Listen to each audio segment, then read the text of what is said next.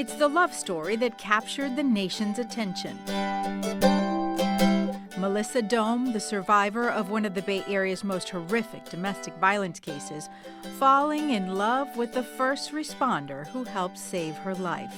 Their love story captivating millions more on their wedding day, 5 years, 1 month, 8 days after the first encounter. Interviews in Japan, Germany, the UK, Australia, down in South America. This year featured in People magazine. Their country wedding in March made possible by the dressmaker, wedding planner, photographer, cake maker, and more donating time or services. And among the guests, first responders from the worst day of her life, therefore the best day. I mean, I have shared my story across the world of our marriage, but the reason I do it is because it's not about the marriage and the love and the wedding. It's about domestic violence awareness and prevention. While I have your attention with this unbelievable love story, I'm going to educate you about the warning signs and the dangers of domestic violence. Melissa is now a college graduate with a business degree. She's a public speaker and a full-time advocate with the nonprofit Hands Across the Bay. Her boss, the mentor who helped heal her heart. It never gets easy to hear that story. I know the story, I've heard it a million times, but it never gets easier to hear it. Definitely, I know God saved me. And the reason I know this is I felt it. She means it literally. And this is the part of Melissa's story that you don't know. She describes the first of 3 miracles happening on January 24th, 2012, the night her high school sweetheart stabbed her 32 times outside her house. As he walked away with that knife in his hand, I knew that he was going to run me over.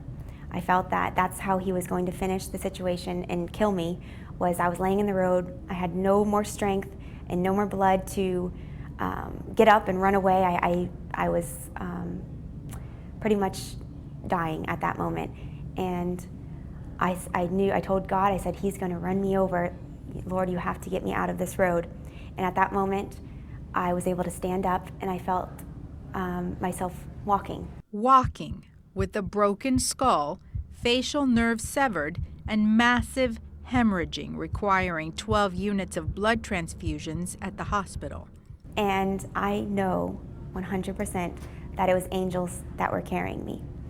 There was no way I could have walked. I remember feeling like, how is this happening? I was kind of just being drifted right along, and I landed in the dirt out of the road, and at that moment I could not move a muscle. In this picture, the blood print marks the spot across the street where she collapsed, behind her neighbor's concrete post. I could not move, and his truck just drove away quietly and wasn't able to run me over, clearly. And I know that with God giving me that angel to get me out of the road, that was the first sign that he was there with me. Deeply personal, these are intense spiritual moments that Melissa has shared with me only in private until now, opening up about the miracles, she says, that changed her life. I could not move, I could not scream, and nobody was around. The only thing I had the strength to do was to pray. And I first prayed over and over for God to save my life. Please just, I cannot die out here. I was taking my last breath. I could feel myself dying. I could feel myself drifting. And in that moment, I said, Lord, if this is your will, please forgive me for my sins and take me to heaven. Just at that moment, police officer shined her light on me. The second miracle happening then, she says. Her voice box stabbed. Melissa spoke 4 lines. I am Melissa Dohme. I'm 20 years old. Robert Burton did this to me. He left in a red Ford Ranger pickup truck. I was able to give all of this information to the officer. Next on the scene was the ambulance carrying first responder Cameron Hill. He was the firefighter that set up the landing zone for the helicopter and helped load me into it. And it's truly our real-life love story. 9 months after the rescue, Melissa met her first responder at this charity event for the Haven Domestic Violence Center. Organizers surprised her with the chance to thank her first responders in person. She did, followed by visits to their fire station with more thank yous again and again and again. A fairy tale love story, yes, but not the miracle she speaks of. I was resuscitated for 3 hours straight. I flatlined 4 times. So they just kept bringing me back. They said if I wasn't giving up, neither was he. But they knew on the x-ray that my larynx was stabbed. They saw from the x-ray a puncture wound in my voice box. So they did not know, am I ever going to speak again? And is my voice ever going to be there? They actually did not have hope. She says the third miracle happened in the operating room the next day. That first day, I was not stabilized enough. So the next day, January 25th, they took me in to have exploration of my neck surgery to heal my larynx, or repair my larynx. And in that moment, they opened me up. I did not have this second scar all the way down. I mean, there was a stab wound here and here and here, but this wound, or this scar, was from the surgery to save my larynx. But when the doctors got inside, there was no damage to be found. So I know that God saved my voice for me to deliver this message. There is no way around these miracles. I have believed in these miracles. I have lived these miracles. And people can think whatever they think, but it's real and true.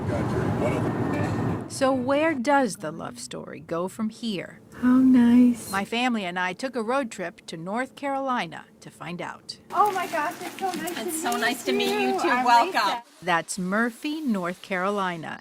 This sweet spot, population 1645, is home to their babies, Can you do FaceTime?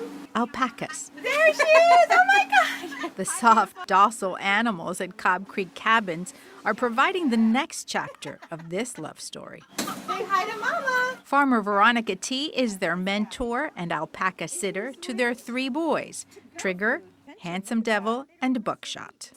The girl is Bing Cherry. She's due in December, and Cameron and Melissa will name her baby Sugar Plum. We're just everyday people. We are a husband and wife, just as anybody else, newlyweds, getting married, figuring out our lives, figuring out our future together. Their dream? To build an alpaca farm like this at home in Pasco County. A farm with therapeutic animals to help victims and first responders heal from post-traumatic stress. A farm with a country store like this, where survivors are the artists and the poets. A dream already in progress with furry friends and fierce faith fueling the journey.